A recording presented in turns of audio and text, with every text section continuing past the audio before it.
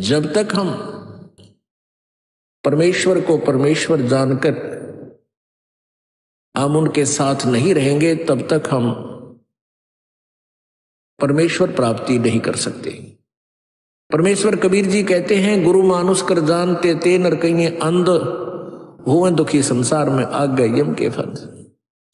जब परमात्मा स्वयं आए थे उस समय यही वाणी कहा करते कि तुम गुरु को भगवान मान लो, एक सिंपल मैन मत मानो। संकेत भी कहा करते थे कि नाला को तुम्हारे कितने सुख हो रहे मुझ दास से, और तुम उन जहां तुम जाते थे जिनको भगवान मानते थे, पूजाएं भी उनकी करते थे, और फिर भी तुम्हारी दुर्गति हो रही थी। अब भी तुम नहीं समझ रहे, लेकिन अशिक्षा का कारण यही रहा। अशिक्षा के कारण हम परमात्मा को नहीं पहचान सके।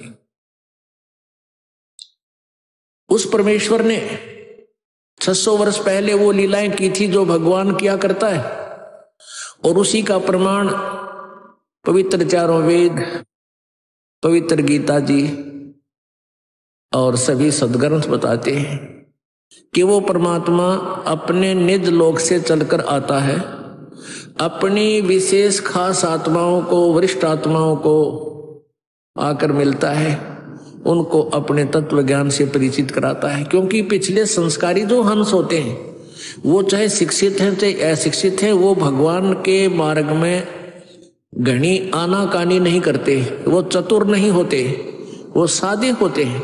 तो उन सादे लोगों का, सादे भक्तों का नाजायज फायदा उठा लिया नकली गुरुओं ने। क्योंकि सभी ये कहता है भक्त, श्रद्धालु भक्त वृंद, कि भाई भगवान के का जो मार्ग है, भगवान के ज्ञान में तर्क वितर्क नहीं होना चाहिए, तर्क वितर्क का विषय नहीं है।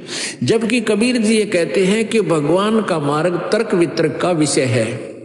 जब तक आप तर्क वितर्क नहीं करोगे, आप भगत 7 जन्म नहीं बन सकते, क्योंकि अज्ञान से परिपूर्ण हो चुके हो आप, और तर्क वितर्क से वो ज्ञान निखरेगा, सच्चाई सामने आएगी। तो हम जितना भी ज्ञान आज तक स्वीकार किए हुए थे, सुने हुए थे, वो सारा ही विपरीत था। तो जिस कारण से हम अपने लोक नहीं जा सके जहां हम सदा सुखी रहते।